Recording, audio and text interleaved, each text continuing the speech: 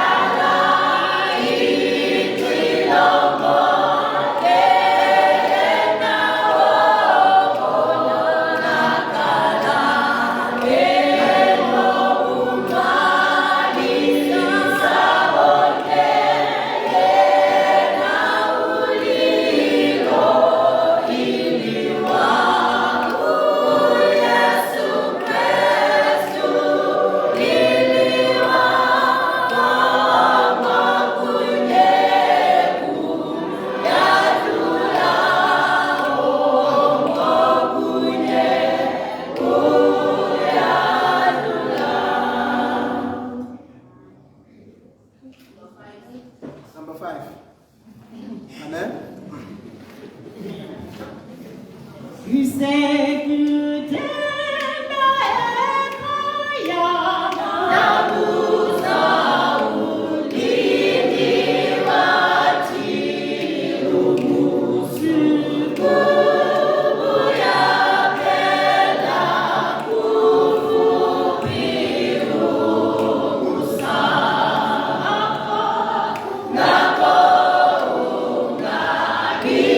Sakala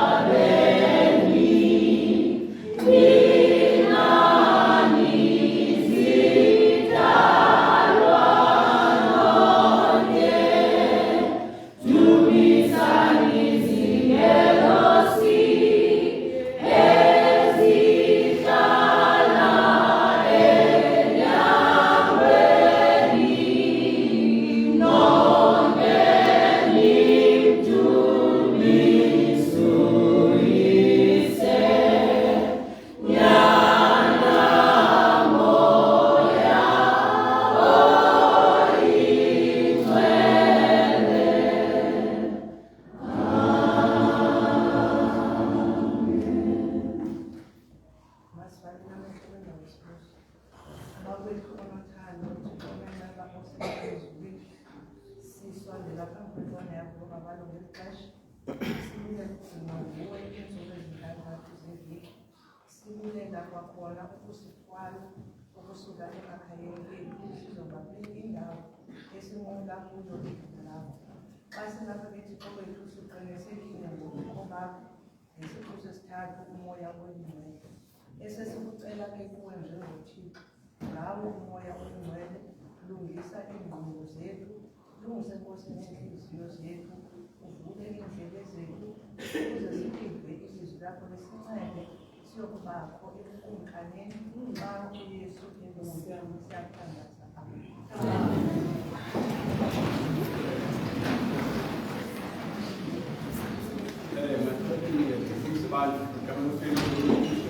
Amen. God is good all the time. All the time. Ngethuba linasathu siyidlule nkonzo sacela unamba 124 siqinisekile.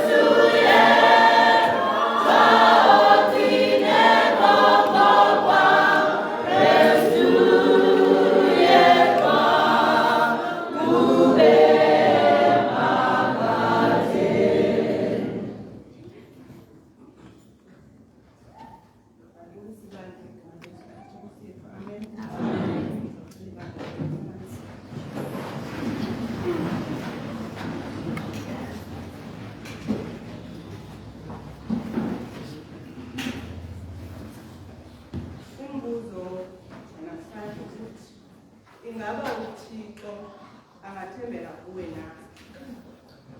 Isifundo sethu sasifumane incwadi kaLuka sasifo sesine ivesi 25-26 in the Word of God. But I tell you truly, many widows were in Israel in the days of Elijah, when the heaven was shut up 3 years and 6 months. And there was a great famine throughout all the land. But to none of them was Elijah sent, except to Zarephath in the region of Sidon, to a woman who was a widow. Ifundela ngohlobo isiXhoseni. Kodwa inene ndithi kuni babebaninzi abahlolokazi baseRayeli ngemihla kaEliya. Oko lalivulekile izulu iminyaka emithathu eneenyanga ezintandathu. Xeshikweni kwakukho indlala enkulu kulo lonke ilizwe. Kanti uEliya akathunyanga nakunye kubo, wathunywa eSafati yakwaTsidoni umhlolokazi kwakuphela. Thixo makasibele ukufunda kwelizwi lakhe ukudumela phakathi. Amen. Amen.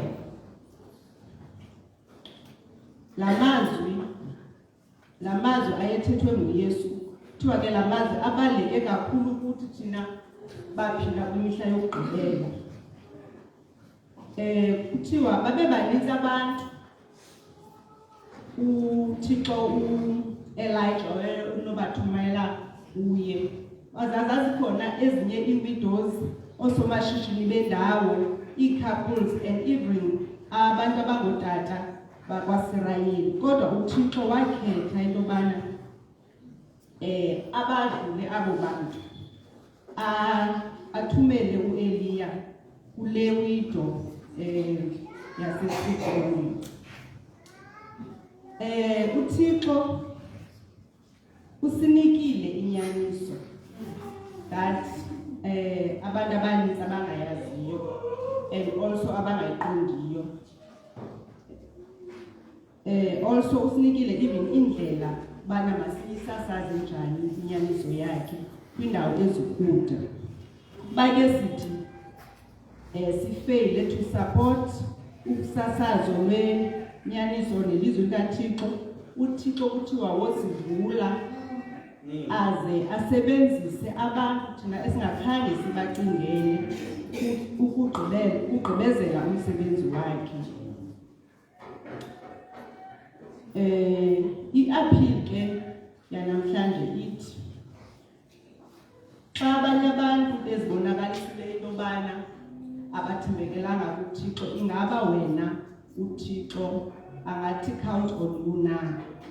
Ingaba xa abanye abantu befeyilisha into yobana basapote umsebenzi kaThixo through iminikelo nezishumi, ingaba wena uThixo, may God count on you? Ithi ke as we give tithes and offerings, masithi God, you can count on me. Amen.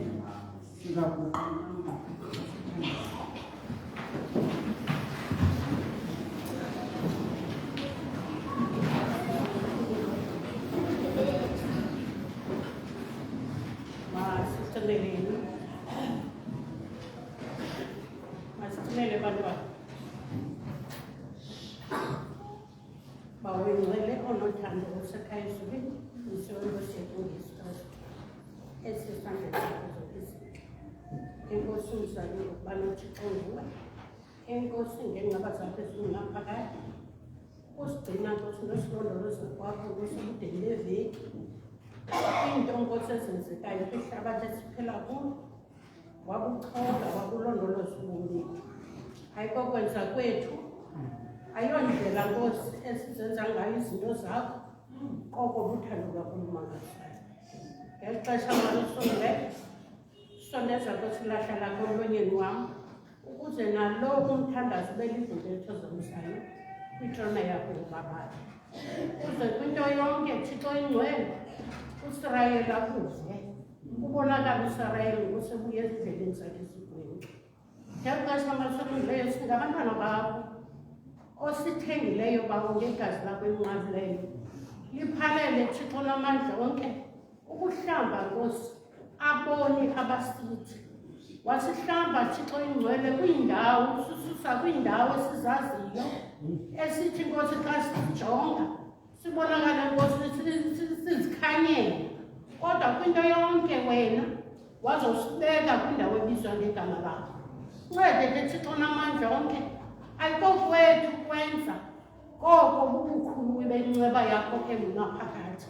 Khawusenze ke Thixo nonkolo sihlale ezinyaweni zomnqamlezo. Khawusinyusele ngokwakho Nkosi kumgangatho ngentla, ngoba siyanqwena Thixo ingcwele okokuba sibe ngabantwana bakho. Siyanqwena ukuphilela wena, siyanqwena ukwenza intando yakho Thixo ingcwele.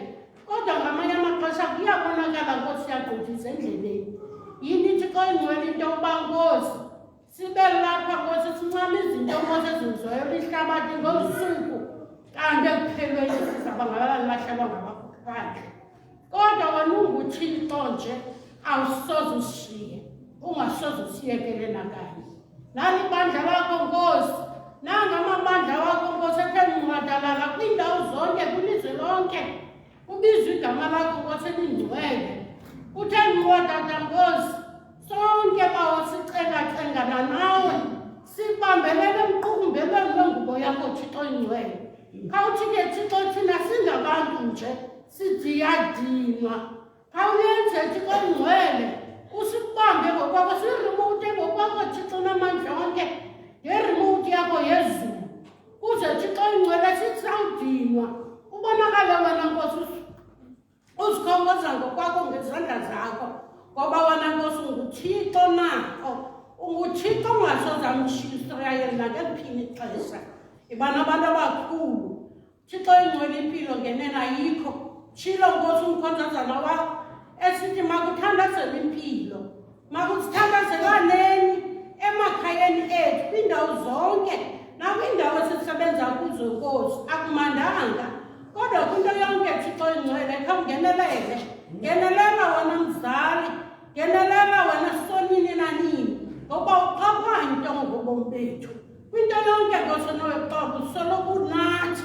Khawusigcine Nkosi nabakosi babika amahlaba abo, la mahlaba bawabikayo nathi siyawabika Nkosi singabantu batsha. Khawusenze ke Thixo ingcwele sithi ngale mini ngenene Thixo noxolo sifumene imphiliso, ngoba imini yakho iintendelezo zakho Nkosi zebhoto zivuliwe, uthululwa iintsikelelo zakho, uthululwa yonke into Thixo ingcwele. Mawungasishiyi nathi Nkosi, suwashiya amabandla akho, subashiya abantwana bakho Thixo ingcwele. Ngexesha Nkosi kukho nabo bagula besemakhayeni abo, kukho nabo bagula besezibhedlele, abanye bagula Nkosi kwiindawo ezohlukeneyo. Khawungenelele mzali, ngenelela wena njengoThixo. Umntu Nkosi wakunjwa nguwe, umntu waziwa nguwe. Khawuthi kwezo ndawo Nkosi zikhathazayo ubeke ngokwakho Nkosi isandla sakho senceba, kuze kwinto yonke sithi ngenene kuhlukuba noThixo njengawe. Ibanabo Nkosi nabantu abatsha kwii-challenges Nkosi abathi-undergo through zona, zaziwa nguwe Thixo namandla onke. Khawuthatha indima yethu Nkosi, khambe nabantwana bethu, khambe nabantwana bethu Thixo namandla onke. Siyakucenga, siyacenga-cengana nawe Nkosi kwixesha elinje, ixesha Nkosi lesiphelo. Kuyabonakala Nkosi ilizwe lonke liyatalasa Thixo namandla onke. Kuyabonakala Nkosi akusekudi bonakale wena namafezulu, kodwa kwinto yonke sinotisa nto yokokuba Thixo noxolo nakubeni kunjalo kona Nkosi indlela zabo Nkosi ayisezizo ezi thina sicinga sasibafundise zona. Uba sithi Thixo namandla onke sicela uxolo kuwe, sixolele Thixo namandla onke, xolela ubugwenxa bethu, akubalungise Thixo namandla onke, ngoba umnqweno nenzondelelo yethu into yokokuba siyowungena kukumkanini bethu nabantwana bethu neengwevu zethu nawo wonke umntu obiza igama lakho elingcwele. Khawuhlale nathi Nkosi, khawusigcine Thixo namandla onke. Mhlawumbi Nkosi kukho abanye abasezayo ngeli xesha, ngoba Nkosi abantwana bakho ingabakho nje ezinye izinto Nkosi zibabangela into yoba badileye. Khawuthi kwiidileyi zabo ke Thixo ingcwele ubafikise Nkosi kwindawo ebizwa ngegama lakho besaphilile. Chibi lakho Nkosi ingcwele lithi Nkosi labe ligxojagxojiwe, kubonakala into yoba ngenene ukhona unguThixo phakathi kwethu. Khawuhlale nathi, sigcine silondoloze Nkosi noxolo kwihlabathi elinogonyamelo, sithembele kuwe, konke kusesandleni sakho. Naba bajikoni ngabantwana bakho, bazawungena Nkosi phakathi komhlambi wakho, bazawungena Nkosi bephethe iingobozi zabo, zezabo kodwa ekupheleni kwemini zezakho Thixo namandla onke.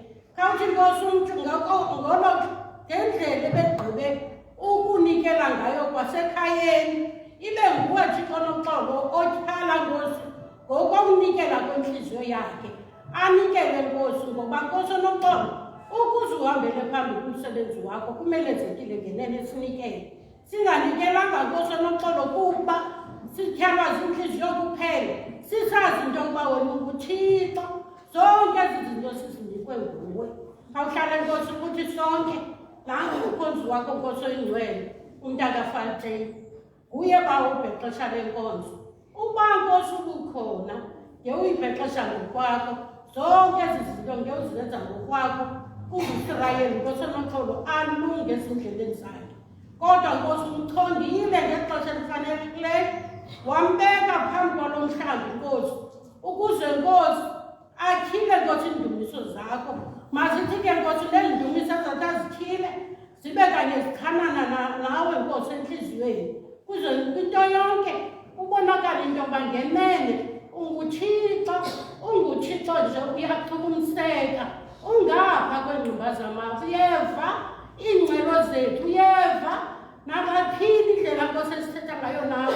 Tshilo wena wathi kuko konke namaxhala ethu nokukufa nokukugula masikuphose kuwe ngoba wena uyakhathala ngobomi bethu. Khawukhathale ngathi nangexesha masolungileyo. Ungamlibali Nkosi umkhonzi wakho ozawuthetha naye namhlanje. Umntanakho Thixo namandla qala umsebenzisa amaxesha amaninzi. Umqala umsebenzisa Nkosi kwiindawo ezohlukaneyo. Khawuthi ngexesha Nkosi umenza nciphe ubonakale wena Nkosi kube kuvela wena ngoko Nkosi omnike ngalo ukuze amyale ngalo kokuIsirayeli. Siyayazi ke Nkosi nangexesha unguThixo konke umphathise khona uzakwenza Nkosi onoxolo aphimisele ukuze Nkosi onoxolo nawe ungqini ungapha kweengqumba zamafu into yoba ngenene umkhonzi wam uthulule ngendlela ebekumele uba ndithulule ngayo nam ndikhona. Nanku Nkosi nomntanakho obenyusa Nkosi amadini Nkosi naye Nkosi oyingcwele khamgcine Nkosi umlondoloze nalowo Thixo oyingcwele ebesenza Nkosi onoxolo ebenyusa Thixo namandla nayo uyamazi Thixo oyingcwele ishumi neminikelo bezenza ngokwakhe. Khawungenelele Nkosi ebomini bakhe umgcine umlondoloze hayi yena kuphela. Khawusilondoloze sonke namakhaya ethu. Khawusenzele inceba ngexesha elinjeni. Siyayazi ke Nkosi nangexesha wena nguThixo ovayo ngalo lonke ixesha sikucela uyasiva. Siyakhulela Nkosi usiva. Sibulela kananjalo uxolelwa ngokwamatyala ngegama elikhulu, igama elinamandla, igama eloyisayo, igama kaYesu Kristu umfeni nomvukeli wethu siyathandaza. Amen. Amen. Psalm 116.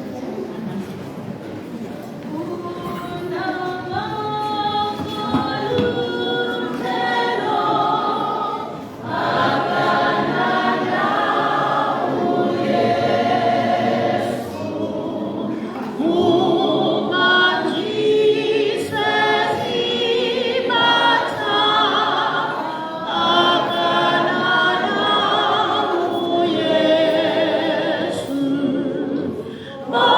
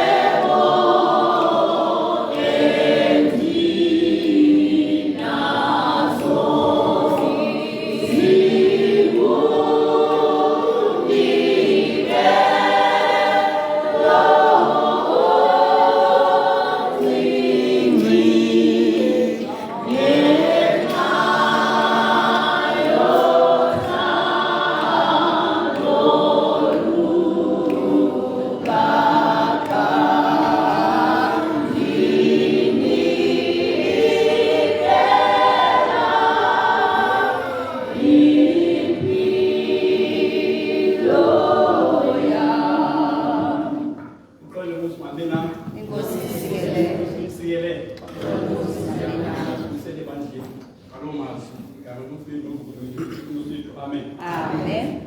Ngethuba ngiphakamela ukuphakamisa ukwamukela i-event zethu namhlanje. Iqhawe sesifumana inqaselo ngaphambili kuba sibone bonke abantu abakhona enkonzweni ngalo mini. Uziboleke nendwele. Sizacela indwele sizokwazi sizamukela kwi-Fair Plus. Siyalazi uba ibandla lethu ibandla esoloko linendwele. Sizacela ziphakamise zibe kunye nami. Usimama. Amen. Bandla se-Fair Plus nazi indwele ezisihambeleyo. Lithini ibandla ngeendwendwe zethu? Amen. Lo amen ke bandla izindwendwe zethu uthi namkeli le-Fair Plus. Mna ndinesicelo sonikhuthaza uba ngaba nakule veki zayo ningakheleleka nimane nisiza apho. Kangoba ngaba ngoLwesithathu sizawuqala iveki yomthandazo. Singavuya siphinde sinibone. Ningahlala phansi ke iindwendwe zethu. Ngenxa yeendwendwe zethu ndizakwazisa aba ngihamba kunye nabakho omama. Sizawuthi ke bandla bame kunye nami sinasamkele u-amen omnye. Phaya ekuqaleni kukho umama uNgokodo esikunye naye apha enkonzweni. Ekuqaleni kumama uNgokodo sibe nomama uLuphuwane. Ngicela phakathi. Phakathi kwami nomama uLuphuwane kukho umama uXhaka. Umama uXhaka ke ophuma eMzamong eChurch. Othethayo kuSamoro kaFalteni. Sinaye ke nomakhulu wethu umakhulu uzokufa sicela ephakame amile nathi. Amen. Lithini bandla ngathi? Amen. Inkosi bandla. Sizacela ke umama uzokufa sihlatshelelwe ibali ila lingoma nxa izokwenza ibali labantwana. Ithi qen qen qen intsimi yakhala. Ithi qen qen qen ibiza abantwana. Ithi basa ithi nxiba. Ithi thatha iBhayibhile yakho. Ithi thatha neculo lakho.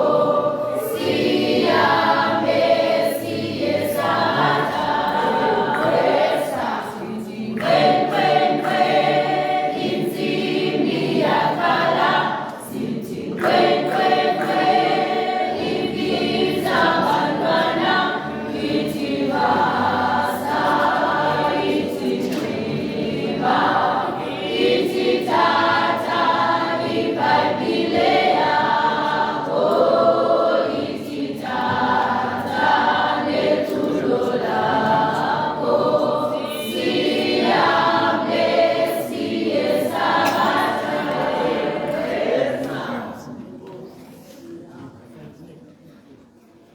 Molweni bandla.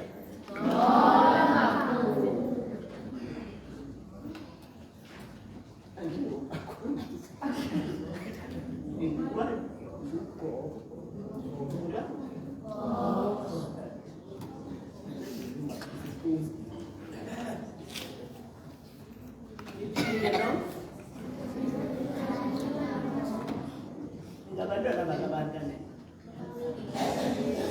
Andiba. That's good. Yes, uhlala. Uhlala nabani? Uhlala nabani? Uhlala nabani? Ne-angel. Siyavusha nokuphusha. Siyakwazi ukuphusha. Nokuphusha. Ande uthethe English. Kodwa ke mnayo ke. Ndithethe isiXhosa. Nizandiva nxa ndithethe isiXhosa. Ngoba ke mna ndenza ndithethe isiXhosa nandinenze ibali.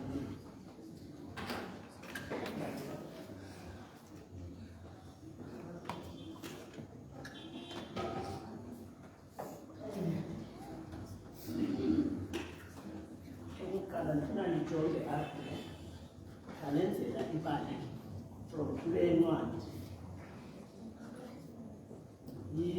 i-Bible story.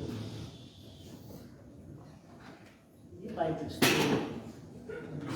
Zanenzela kule ncwadi elibala. Nibona ntoni apha? Nibona ntoni? Hayi iyafundisa. Iyabona.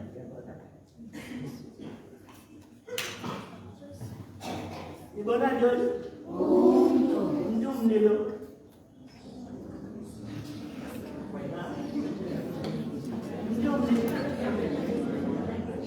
Intombazana le. Hayi intombazana lena. Ilongo maslow.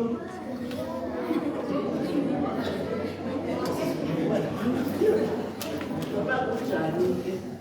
Masicele ke abendile. Uzasithandazela ngubani uzasithandazela.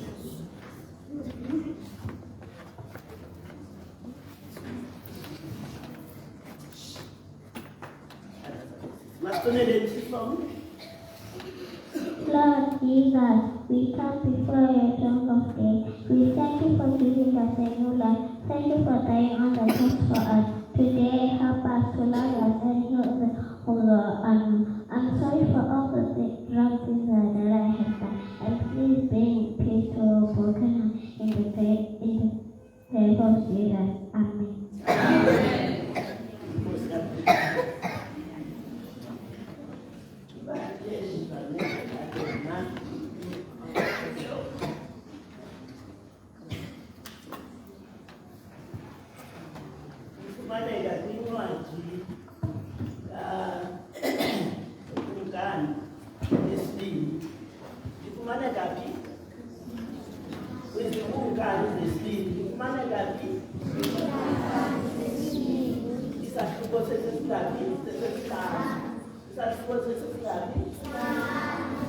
Ivesi yona ye-14 ivesi yesilaphi 14 ithi hamba uyohlamba emlanjeni weJordani ithi le vesi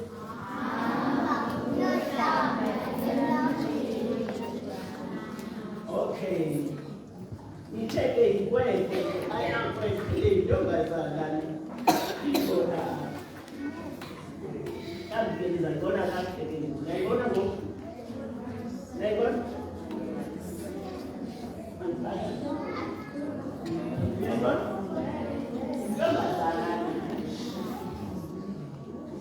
Mapho uthale ntombazana yayihlala eJerusalem.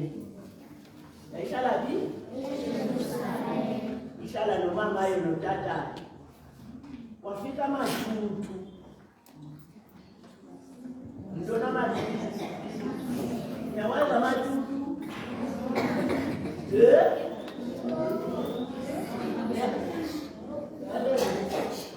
Masiari.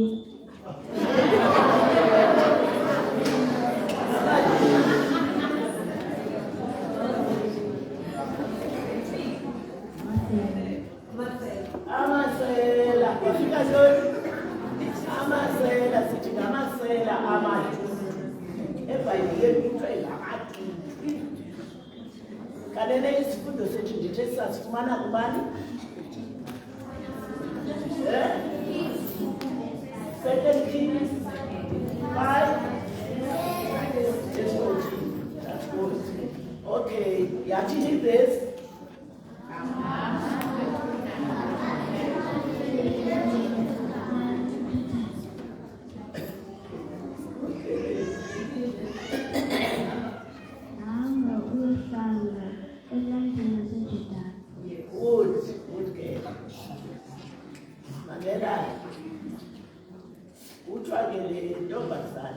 Yabiwa ngamathuthu. Yayotsho kwilizwe likude. Andiyazi bangathi. Kodwa yayotsho kwilizwe likude. Sabe ifike kwelo lizwe likude. Yathengiswa. Yathwani? Yathengiswa. Umphathi womkhosi. Niyawazi umkhosi?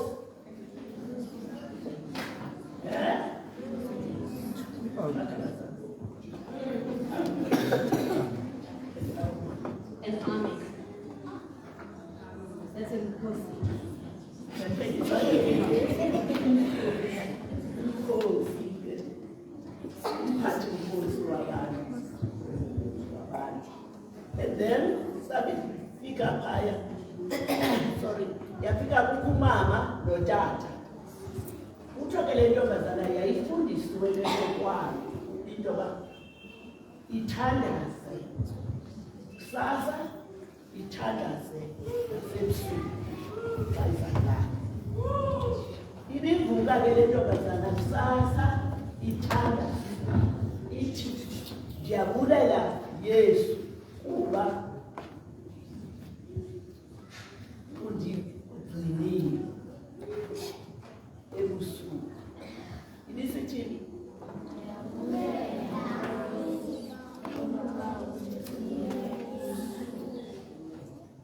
okay ngobani ke ngoku abavukayo kusasa bathandaza babulele uYesu kube bagcinile ebusuku abanye abangaphakamisanga okanye abehamba lokuthetha isiXhosa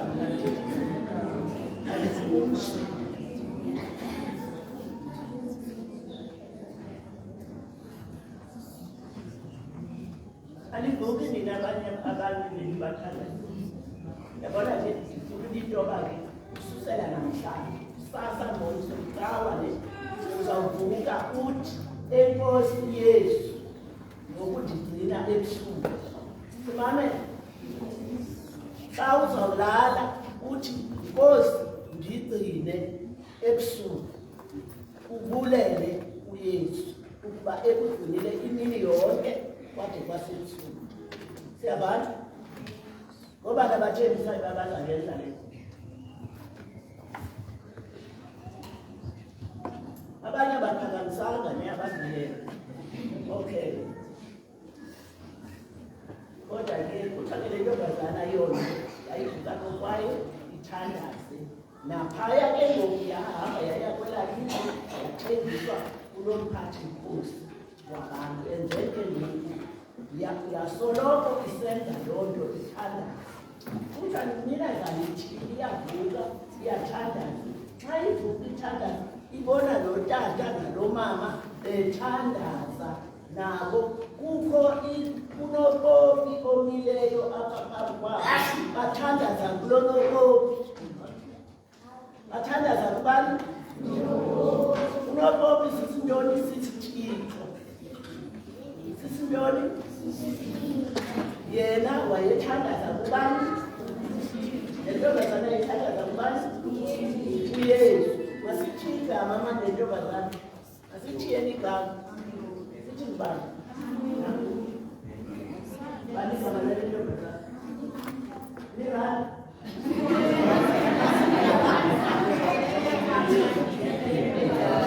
imilandela bethandaza kubani uYesu bona bebethandaza nomama nalotata bebethandaza kubani unokopi zithwaye zithandaza kunokopi ngoba siphiliswe ngubani Yesu siphiliswe ngubani Yesu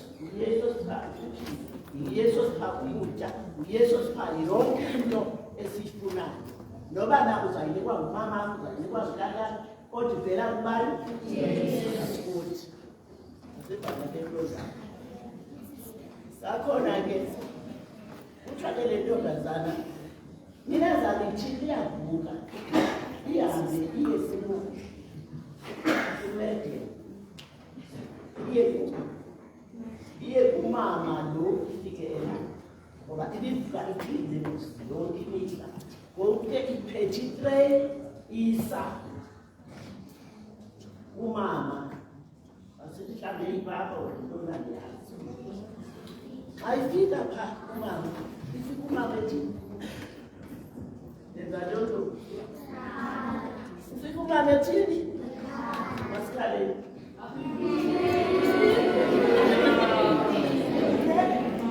siyabenzisa ne-azikhambi yani kodwa ke yena lo mama wayekhala lo mama ebuhlungu uyafika utata ke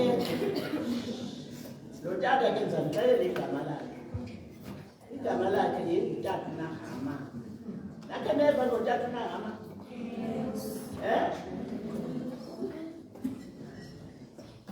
Okay. Lotata ke akekho yena apha evunini. Ngokuba umama ezonikwa ithi uyakhala. Uyakhala mama. Ibuze le ntombazana, ukhalela ntoni mama? Athi lo mama, ikhalela utata uNahamani. Utata uNahamani uthathiwe wayobekwa ehlathini.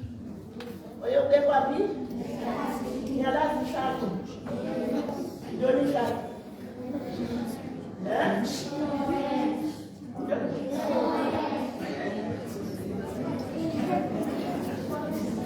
Okay. Ntoni ihlathi? Forest, okay. Ndayazi isixhosa mna. Wathatha kwewobekwa ehlathini, uyabuza ke le ntombazana, utheni utata uNahamani? Athi ke lo mama, utata uNahamani uphethwe sisifo esesifunekayo, iqheka. Yalazi iqheka? Yalazi? Naliboni? Nakela kwa iqheka. Kodwa ke ukasifo evela kwena makhabe ade mhlophe ngokunjani mhlophe ndawo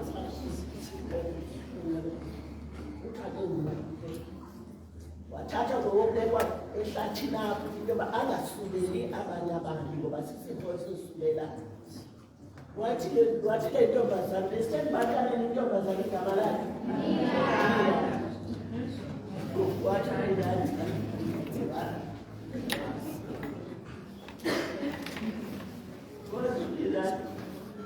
yazi unamama laa ndawo ndisuka eJerusalem ukhona utata ekuthiwa ngumprofethi. Yamazi umprofethi? Okuthiwa ngumprofethi uyakwazi ukuthandaza yena, athandaze kuYesu. Umuntu nokuba unesiphinya isifo aphile kuso. Makathumele khona utata uNahamani. Wathi umama, nyani? Wathi ayike wahamba uthathwa kutata uNahamani wabuya naye. Utata uNahamani wahamba namadoda manje amathathu wafaka enqweleni yakhe izipho ezihle ukwenzela into yoba xa ephilisiwe afake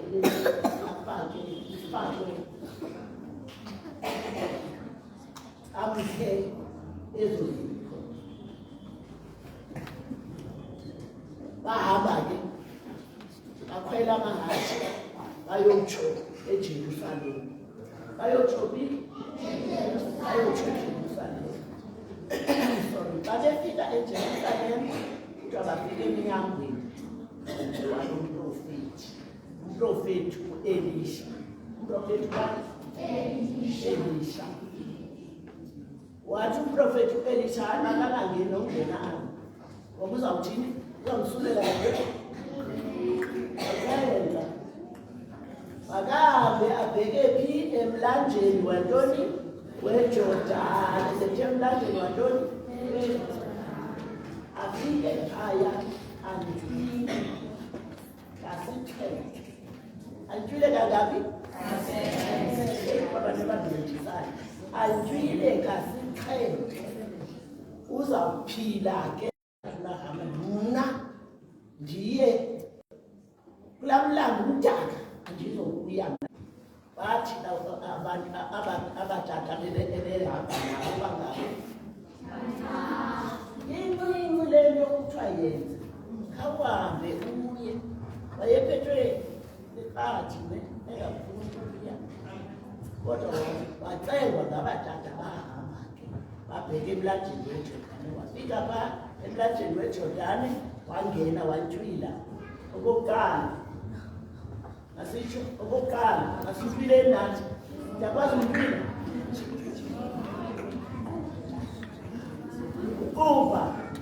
uve singene sonke wantywila. 1 Okwesibini, okwesithathu, okwesine, okwesihlanu,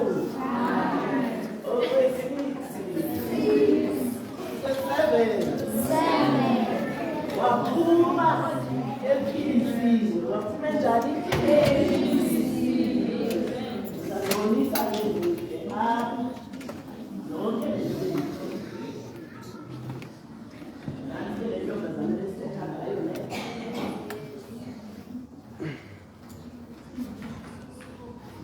Nansi yona iyathandana apha. Lotata nalomama bathandana lokofileyo, yabona? Uthandana kofi nendlela ezizodwa. Nansi le ntombazana unika umedela umama inansi lani ya into dodo eweyila.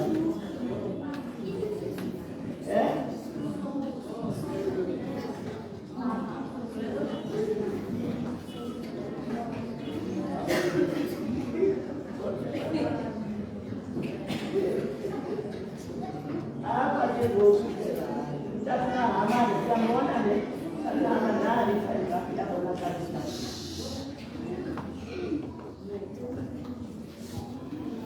Kashapheli masikabezi. Alokhu masiku thetha thetha. Nabe behamba esiya kwela lizwe lalanto bazana wayethukwe. Nangu profeti, yabona?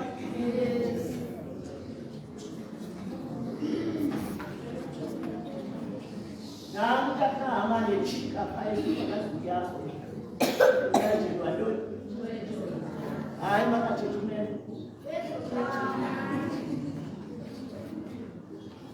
nabo ke bebuya. Nangu yahamba ngale kakahamba nechika.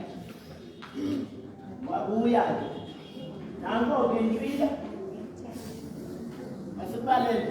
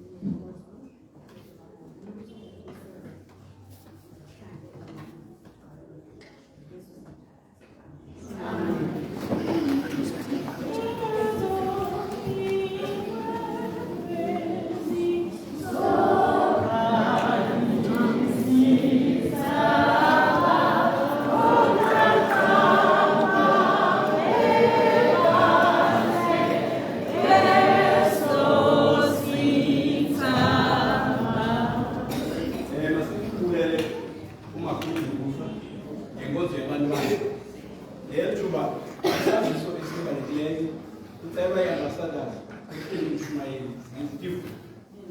Like last Kalamisa, Umama Khan, Kalama from the Soul 163,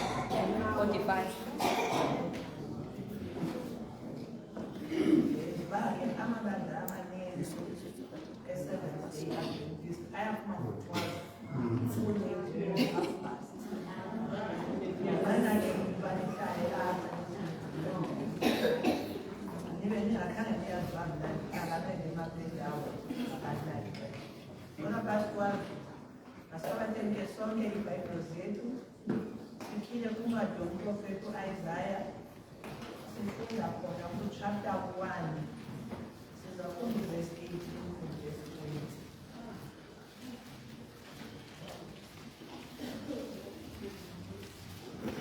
20. Isaiah chapter 1, verse 18 to verse 20. amazwi afundela ngohlobo. Khanize ubonisane utsho kuye nokuba izono zenu zike zanjengengubo ebomvu zoba mhlophe nokuba zike zayingqondo njengebala elibomvu zovela zinjengoboya begusha. Ukuba nike navuma naphulaphula nodla izinto ezilungileyo, ukuba nike anavuma nabanenkani nodliwa liqhele kuba umlomo kaYehova uvekile. Khona umuntu eBhayibhile esinika khona umuntu eBhayibhile esinika awule into yokuba singumxube apha ukwamangisa ngamaqwathi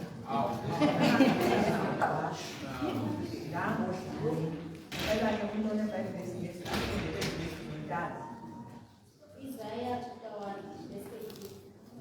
Come now and let us reason together, said the Lord. Though your sins be as scarlet, they shall be as white as snow. Though they be red like crimson, they shall be as wool. 19.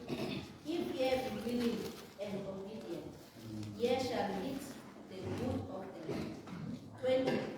But if ye refuse and rebel, ye shall be devoured with the sword, for the mouth of the Lord has spoken.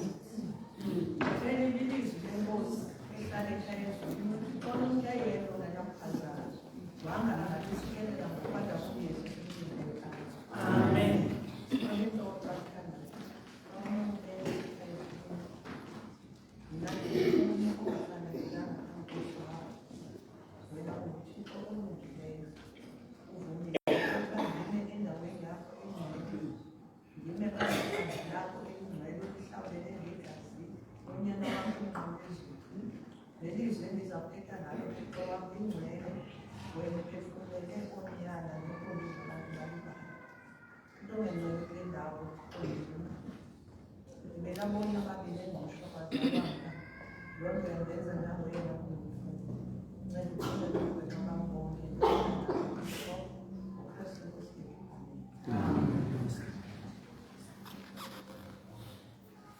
Verse 18 uvula ngamazwi athi khanize. Umuntu ke xa esithi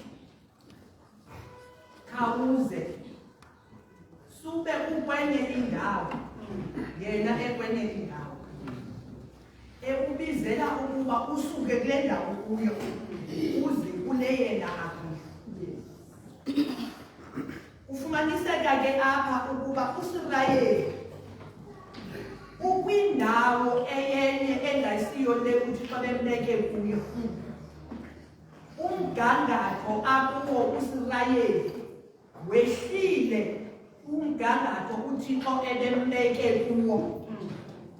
So ngenxa yoba ngoku umgangatho kaSirayeli uhlile esukile uSirayeli kwindawo uThixo bembeke kuyo, uThixo ke ngoku uyambiza uSirayeli. Athi ugqiba uThixo amxelele uSirayeli into ambizela yona. Athi uThixo into endinibizela yona ukuba sibonisane. Xa ke kuzawuthiwa masibonisane, kukho into ebenisoloko nivana ngayo ngoku anivani. So kuyacaca nakuSirayeli akasavani ngoku noThixo, but uThixo yena usenomdla wokuba avane noSirayeli. Yiloo nto uThixo ngoku evula isithebe sengqondo ukuba uSirayeli eze akufika uSirayeli kuThixo. UThixo ongenasono abonisane noSirayeli. UThixo ngehlanga emgangathweni wakhe abonisane noSirayeli owehlileyo emgangathweni. Kusabe kuboniswene ukhona ozawugeyina. Ngulo wehle emgangathweni uzabuyela kumgangatho ofanelekileyo.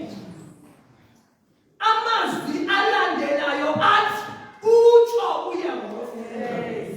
Akutsho mna ndingu-Isaya ongumprofethi, but kutsho uYehova, ngoba anonanga kum none kuThixo.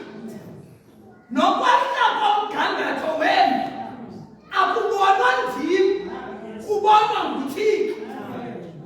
Kwaye akunanto yakwenza kunye nam, kunento kwenza kunye noThixo. Mna ndingu-Isaya, into endiyiyo ndingumlomo kaThixo. nguThixo umntu onengxaki ngani, nguThixo umntu ofuna ukulungisa ingxaki kunye nani. Athi asawugqiba ayiveze ingxaki, nokuba izono zenu zide zavela zinjengengubo ebomvu,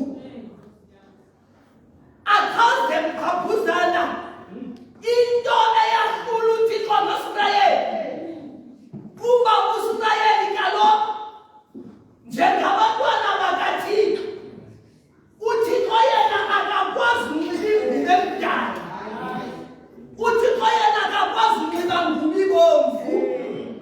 Insakeyona nto evelayo apha yokuba iingubo zabo zibe bomvu zizenzo zabo, izandla zabo zichapha igazi, benze izinto ezingafanelekanga phambi kobuso bukaThixo.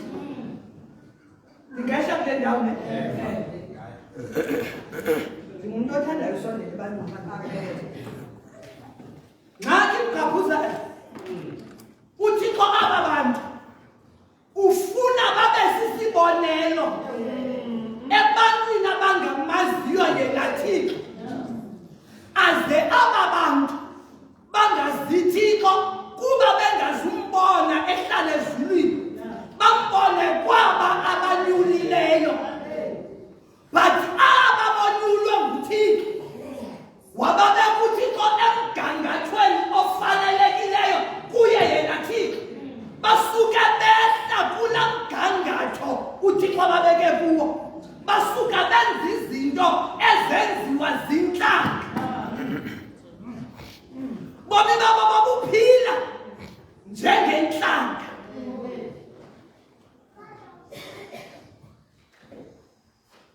Endaweni yokuba indlela abaphila ngayo ibe yindlela ebawelwa zintlanga, basuka bona bajoyina intlanga. Xa bejoyina iintlanga mtheza kwizinto ezenziwa zintlanga, zonke zingamanyala nokungcola nokukhohlakala phambi kobuso bukaThixo. But uThixo ayakonwabisa le nto, akathi uThixo it is their choice, but kuba uThixo unendawo abafuna kuyo aba bantu, kwanyanzeleka uba mayibe nguThixo oza kuthi phezulu onula isandla kwaba basezantsi, athi izani apha kum nizobonisana nam. Nona mna but andikwazi ukuthi phelelane esonweni, kukho indawo endiyifuna kuyo.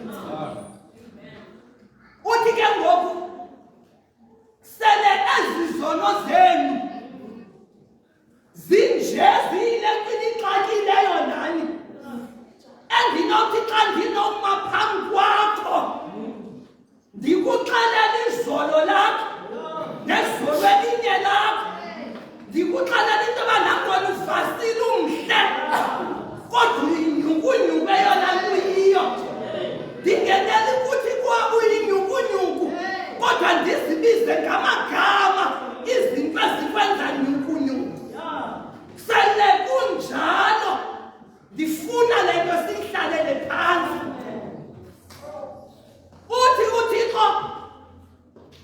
ndifuna sibonisane ngoba uThixo akathixo ubamba umuntu ngefelele ntamo amenzisa into angayifuniyo but uThixo ufuna yena nomuntu wakhe bavane ibe ngumuntu kaThixo onqwenela ukuvana noThixo onqwenela ukwenza intando kaThixo ibe ngumuntu kaThixo ofuna ukuhamba ngendlela efunwa nguThixo. Ingathi mamupita uthi uThixo ndiza kufundisa Israyeli ngokutsha ukwenza izinto obuzazi akwazenza kuba ndifuna uzenze ndizawuqala kuqala ndikufundisa uzenza.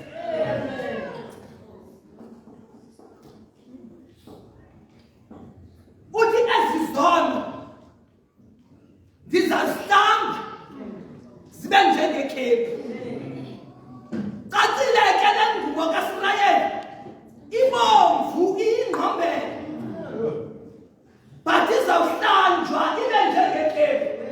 Xa izawuhlanjwa akuzusetyenziswa bleach, akuzusetyenziswa ne-omo bleach, akuzusetyenziswa ne-vanish but izawuhlambeka.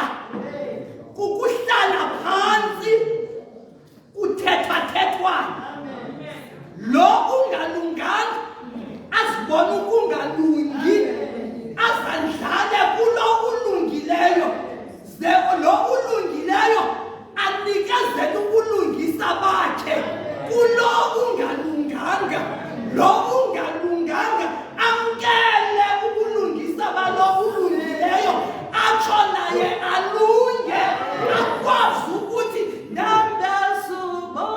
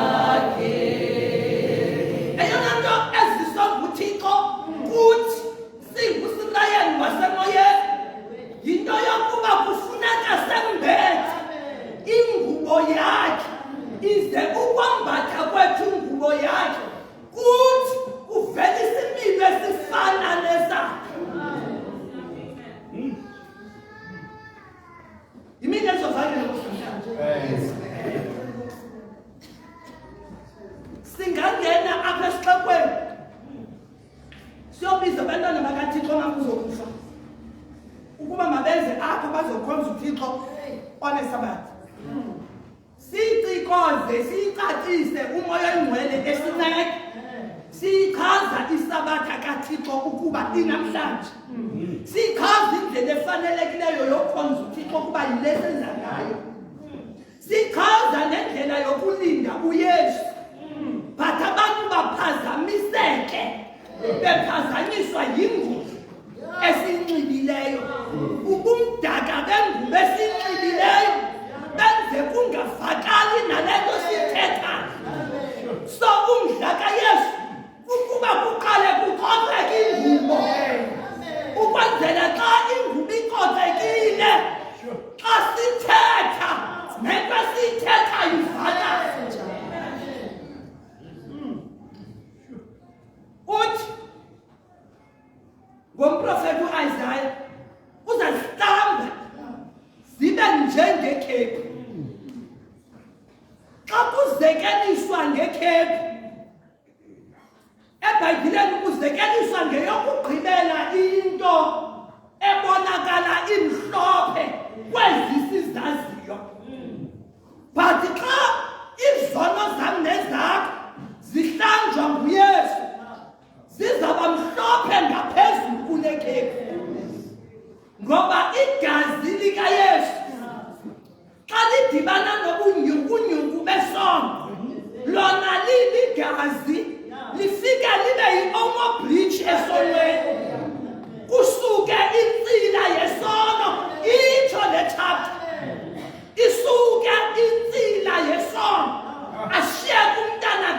uThixo exoxekile ngangento ba athe nyathele bheka pha bathi abantu sibawela ufana naye. Isizathu soba bebawela ufana naye babona uyise kuye yile nto ethe ngoMateyu umzukiseni uyihlobo selezulwini ukuze abantu bayibone imisebenzi yakhe kuni. Dlakathixo ngathi kukubonwa kwakhe kuthi. Le chapter mthetha iveza into ethi God is not interested yiminikelo yethu edeki ngoba unguThixo ongabrayibwayo but ufuna inhliziyo. Le chapter iveza into ethi ungasebenza ubile ukubila kuhle ngomqondo kodwa ubangaba kuna-relationship kunye noThixo nemali oyisebenzileyo ayamkelekanga kuThixo uzomnikela ngayo apha. Eyona nto uThixo anomdla ngayo kunawe bubudlelwane obufanelekileyo. Uthi uzomnikela nge-10 rand abanye benikela nge-thousands. UThixo amkela i-10 rand aqhoba izandla ngoba umntu onikela nge-10 rand ukwi-same level kunye noThixo but umntu onikela nge-millions ephaa emgqobhozweni engekasolula isandla athi wandikhupha emgqobhozweni wandibeka endaweni emanzi esahlala emgqobhozweni i-thousands zakhe means nothing to my God ngoba usisityebi ngento zonke. Ngiyazi ngokwenza sikhulu ihlanga. Yavuya bani ngamasaka. Ngiyandazi bani twice. Soza twice. Nawe usisinokuthi ngisoza twice. Ngicinge nganena. Mamela masivane ngale ndaba. Uthi noba zingqombela. Ngqombela ka wena kumuntu waseBhaya kuzuyazi. Izakwaziwa ndim umnamntu wasengqusho ingqombela. Ingqombela yilanto yilangubo uthi xa uyivasa qho kuphuma ubumdaka. Uthi xa uyivasa qho kuphuma ubumdaka. Uthi xa uyivasa uyafika kumanzi amahlanu uyayivasa kuphuma ubumdaka. Uthi uncama uyokuyikhoma uthi ndizabe ndiphinde ndiyibuyele. Uthi uThixo sele zinjalo izono zomntu aziyongxaki kum.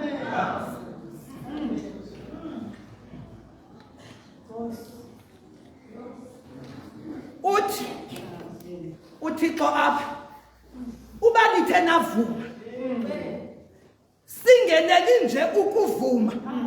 Mamela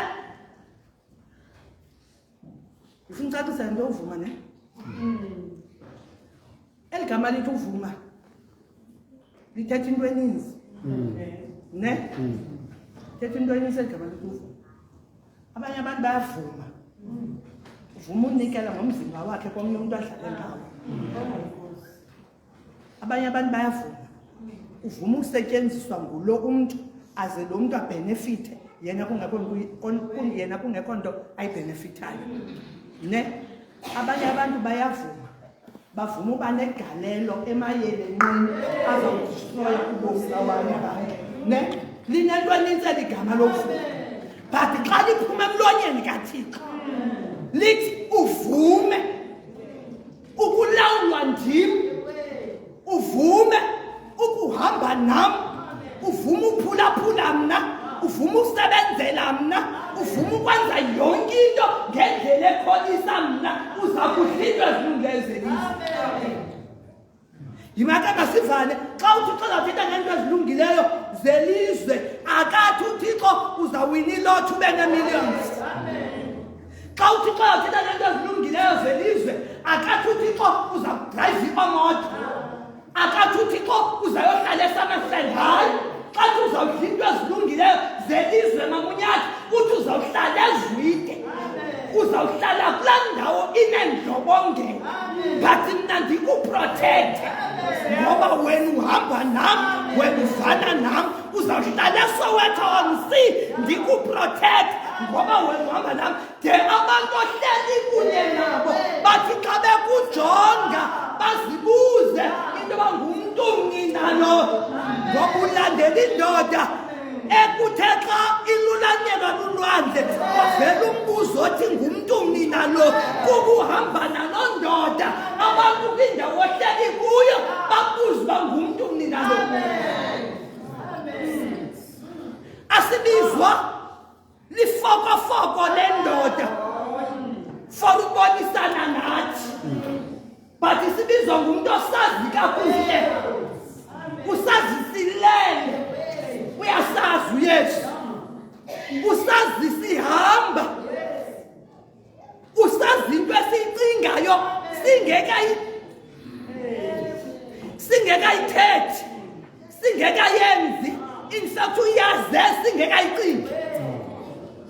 So xa enomdla wokubonisana nathi funeka siyazile mama uhoko into yoba sisilumko sendoda ke esisibizayo. Okokuqala umntu xa ezawuthi iza apha funeka ubeka nto yamandla umntu uthiza. uYesu xa esithi khanize funeka sibeka nisiyazana naye. Yayibona? Ngxaki yokubizwa ngumntu ongazani kunye naye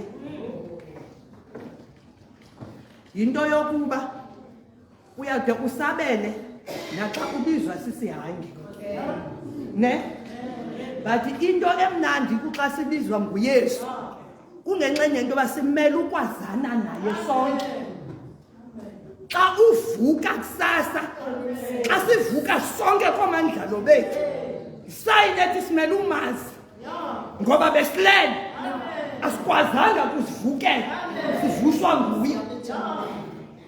Ukwehla ebhedini ubungqina obuthi bendilele ndavuka, amandla ophakama awavelanga kum, avele komnye umntu, therefore ndiyamazi ngoba undiphakamisile.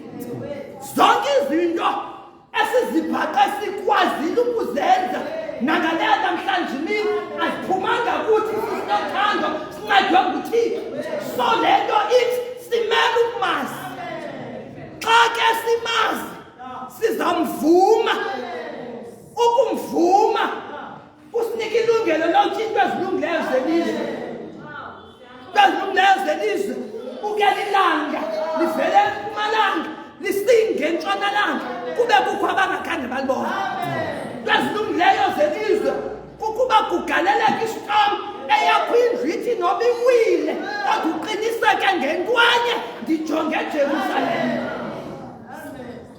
Into ezilungileyo zelizwe kukuphila sibe zizilumko, ngoba ukuphila usisidenge sizizidenge eyona nto esifake engxakini. Uthi ke apha umprofeti uIsaya ethunywa nguThixo, umdla kaThixo kukuba sivume ubizwa nguye. Sawugqiba uvuma siphulaphule. Xa siphulaphula ke sisinothando, akuphulaphula umshumayelo ome kule ndawo, akuphulaphula mdala uLuphuwana, akuphulaphula nabani, akuphulaphula nonyingwashi, kodwa kuphunyapulwa uThixo ethetha ilizwi lakhe, ngoba ilizwi lakhe lithetha lo mntu ngamnye.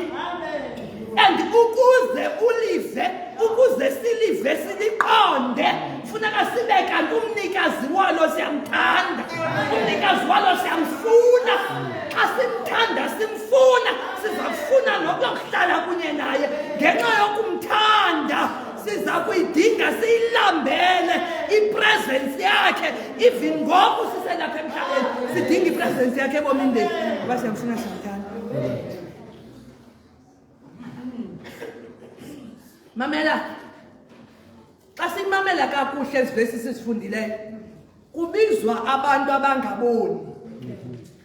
Ngxaki yebandla le-Seventh Day Adventist sina abantu balapha ngaphakathi asiziqondi uba singaboni, kangangento yoba ukhanize sibonisana. thina siye sibone into yokuba akananto kwenza nathi unabantu abaphanga phandle kanti ngelishwa ukhanize sibonisane ebebhekiswa kuSirayeli bekiswa kwaba bantu bebevulelwa indlela elwandle kwaba bantu bebegcinwe eJupiter for more than 400 years ubhekiswa kwaba bantu bebexhonyelwa inyoka enhlangu ubhekiswa kwaba bantu bebondliwe ngemane enhlangu ubhekiswa kwaba bantu bebethe amanzi ekhakha uThixo wawenza abamnandi ngabo ababasukileyo kuThixo ithi lonto naba bayazi isabatha eqala matshona kwelanga ngolesihlanu banako ukusuka kuThixo but uThixo umdla wakhe ibe kukuba makubuywe imani mangasivali umdla kaThixo kukuba kubuywe hamba nami ubheke eJericho uzafika kukho indoda ingumbuthi wehafu abantu esixekweni abanamdla wayo abantu esixekweni badikwe finish yiyo kodwa le ndoda yeva ngoYesu ingekamboni yanomdla wokubona uYesu kangangento abakwindlela zonke ezinqumle eJericho awayenokuzithatha uYesu wayokuthatha indlela ezakunika uZakheyas an opportunity to see Jesus ithi lento mna nawe xa sibizwa nguYesu akakho duru uYesu uyasondela emntwini ofuna ubonisana naye uYesu ufika epe phansi kwala sycamore tree ajonga abaphezulu athi kuye Zakheyu yehle emthini kukho abantu abalapha abasima babhetele kunoZakheyu bathi hayi bo njani lo athi ungunyana kaThixo athi unguThixo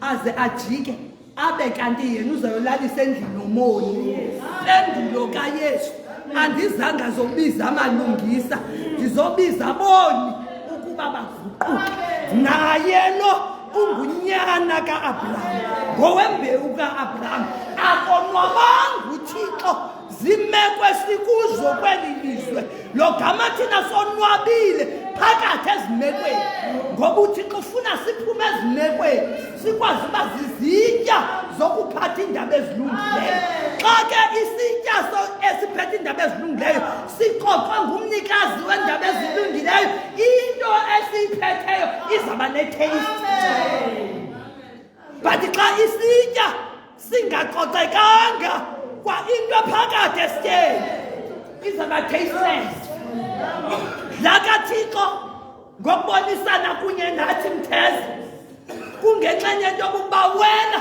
le nto ilapha kuwe ibe netaste uyiphakela abantu ngxaki yam kunye nawe xa esithi uThixo khanize wayethetha with his people ne xa izaba ndim ndedwa phaa endlini nam ndifunde lo khanize ndinento esalinde ibandla kangangento yoba ndathi uze ndibe right kube right umdala ndathi uze ndibe right kube right umfundisi mamela suzenza late ngoba lo ukubizayo yena se-right mna nawe siyazilibazisa ngaba sithi sawuthi uze sibe right bona siyazilibazisa kukho ingxaki esiyilibeleyo okanye kukho ingxaki esingayiqondiyo eza kusifaka engozini kukungayazi iyure azangayo unyana kaThixo ngoba kutsho yena wathi ayaziwa nazo izithunywa zezulu kwaye phambi koba uYesu afike kukho ingxaki endingayaziyo mna engcwabeni ndingenaxobonisane unento yokuba ngoku uThixo phambi koba ndilala ubuthongo bokufa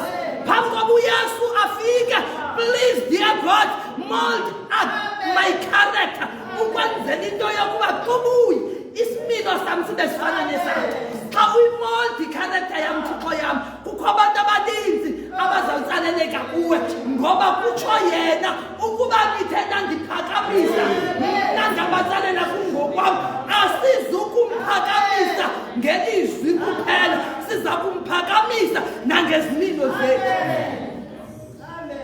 le nto umdla wakhe ikukuhlamba izono. Asihlambe zibe njengekheli. Asihlambe zibe njengomoya bemvu. Mamela ke xa kuzothethwa ngemvu eBhayibhelini. Kuthethwa ngento engenaso isiphaza. Kuthethwa ngento engenaso isono. Kuthethwa ngento ongenawuze uthi xa uyijonga uthi andiyinqweneli. Kuthethwa ngento enqweneleka qwa. So uthi uYesu ke xa hlamba izono zethu sizaba ngabo bantu ke banqweneleka qwa. Athi nomuntu osibonayo angqinile athi ukubani uKristu sisidalwa esitsha. Bonani ke izinto zakhe zisuke zathi. Awonamdla kaThixo ngathi kukuba siliphakamise igama lakhe. Awonamdla kaThixo ngathi kukuba isimilo sakhe sibonwe kuthi. Bathi kungelishwa thina lento uThixo anomdla ngayo kuthi yilena siyibukulayo. Mamela ke lento siyibukulayo into abangeba siyibukule ukunganqwenyeli lo uza nayo.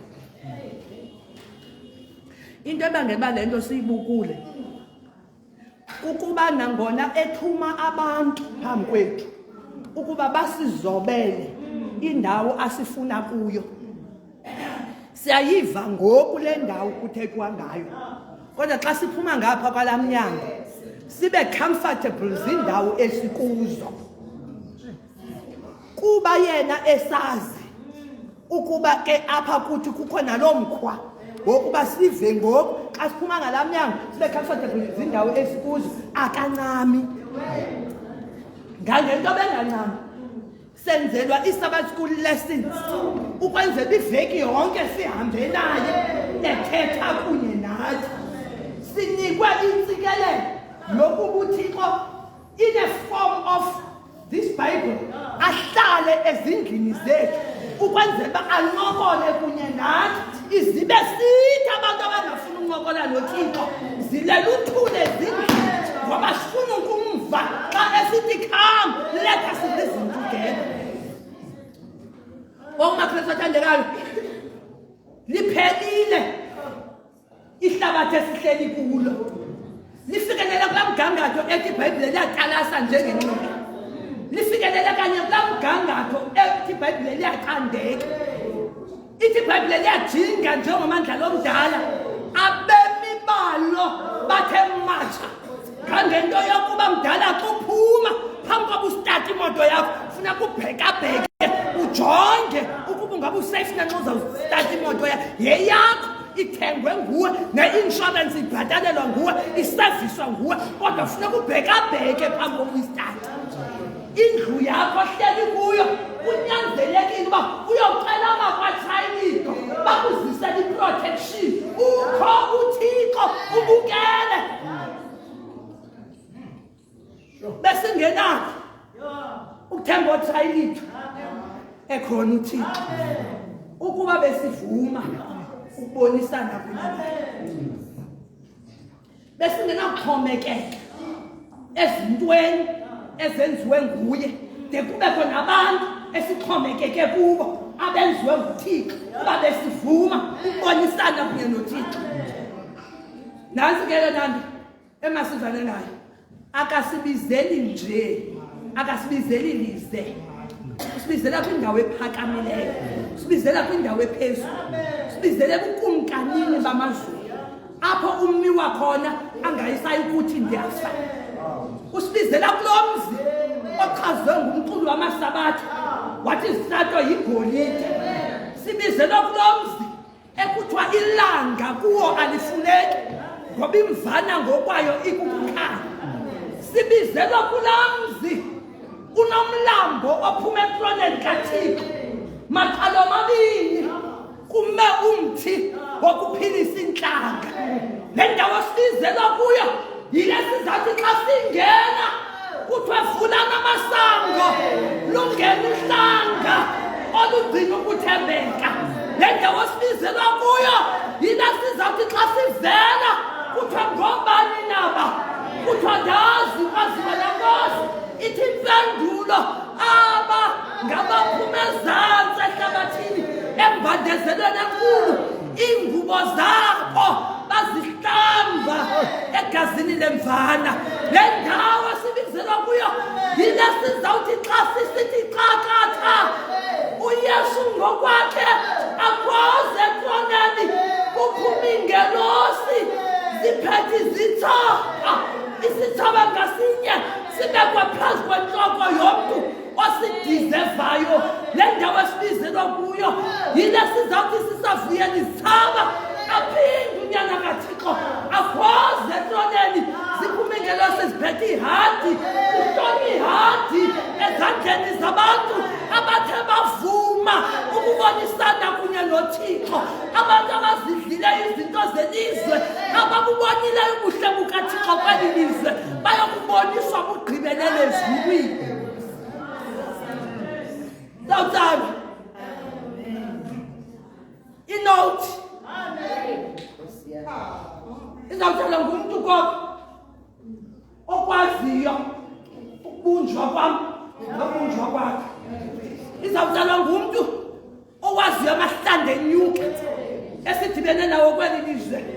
Inote izawutshelwa ngumntu oyaziyo into yokuba ukuba besingavumanga ukubonisana naye ngesingalenzanga ixesha lokuba siyokuhlala kunye naye ayitsale laa note singene siqula ingoma yoloyiso, ingoma yemvana, ingoma kaMoses. Dala sizaqula nezithunywa zezulu, sizaqula ne-unfallen world, sizaqula noThixo ngokwakhe. uThixo sibuka ama-athalala sithi aphume ezantsi ehlabathini, esibuka izinto ezingafanelekanga kodwa ezivumileyo ukwenziwa nguye ukuze zifaneleke, izinto ezinxitywe umfaneleko wakhe de zangathi beziphile kwihlabathi elingenasono. Sukuphazanyiswa yile nto ikuphazamisayo okanye sukunikezela kule nto ikuphazamisayo iwa ngoba uThixo usifuna endaweni ebhekene.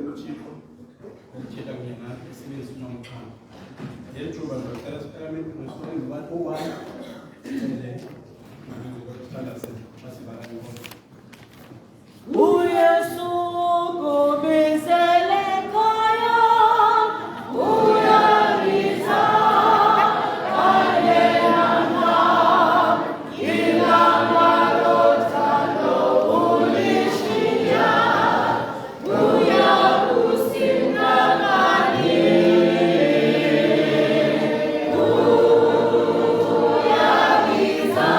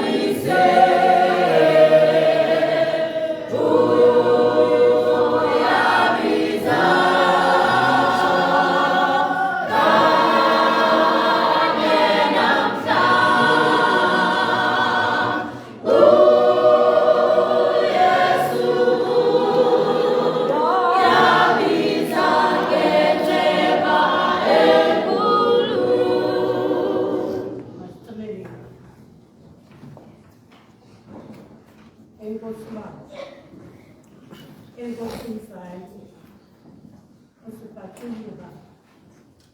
Usibhaqile Nkosi namhlanje. Usibhaqile Nkosi namandla kokuba isedukeni amadila. Usibhaqile kokuba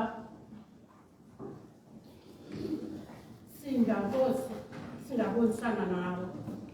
Singaboni unguthifu ngcwele kodwa konke usakhupha umngeni wokubonisana nathi sinyukunyuku sinje. Iyo loo nto mzali nangeli xesha singankosi singasondela kuwe ngakumbi. Singasondela kuwe Thixo namandla onke kuba wena Nkosi onoxolo unesineke, ukhathala, unothando, unako konke ngathi. Ncede Yesu, ncede Thixo namandla onke ngeli xesha bawo. Khawuthi nangeli xesha uthetha nangawe ngomkhonzi wakho. Onke la mazwi Nkosi ahlale Nkosi entliziyweni yethu. Angameli kuhlala awutshintshe Nkosi ubomi bethu. Awusitshintshe Thixo namandla onke umnqweno nenzondelelo yethu into yokokuba xa sewuzihlambile Nkosi iingubo zethu siyoba ngabantwana bakho. Siyohlala nawe Thixo namandla abukumkanini. Asinqweni into yokokuba Nkosi sonwatyiswe Nkosi kukuhlala kwezi zitulo. Sonwatyiswe kukumamela ntshubelelo. Sonwatyiswe Nkosi kukubukela Nkosi ezi zinto zenzekayo. Koko sinqwenela into yokuba soba ngabantwana bakho ngokupheleleyo. Sigcine masolungileyo. Sigcine mzali. Sigcine Thixo namandla onke ngoba Nkosi onoxolo wena unako. Ngeli xesha Thixo noxolo awusikelele umkhonzi wakho. Sikelele Thixo namandla ngakumbi ngoba Thixo noxolo ukuthulule konke Thixo namandla onke obumnike wona Thixo ingcwele ukuba yala Israyeli. Thixo noxolo nakum siyayazi Nkosi xa ushumayela uthetha nabantwana bakho nawe intshumayelo nje uyenza nje ithetha nawe. Khawuthi ke Nkosi nakuye umtshintshe ndaweni nathi sibebandla sonke singankosi onoxolo singaphilela wena senze ukuthanda kwawo. Siyabulela ke Nkosi nangeli xesha uhlala nathi nokugcina nosilondoloza kwakho. Khawuthi ke Nkosi nakwezinye Nkosi inkqubo ezawuthi ziqhubekeke usoloko ukhona Nkosi. Awusingqale ngakumbi Nkosi ngumeya ufendele. Ngenene Thixo namandla onke siyakudinga ebomini lethu. Siyakudinga Thixo namandla onke kwiimeko esiphila kuzo. Hlala nathi ngakumbi. Siyakubulela ke Nkosi ukwenzelwa nguyinceba ndawe nosixolela kwakwamatyala. Mayuthi Nkosi nangeli xesha ufehle likaThixo uyise, uThixo unyane, uThixo umoya engcwele uhlale kuthi nathi ngoku ade abonakala uyesu ebuya namaphezulu. Amen.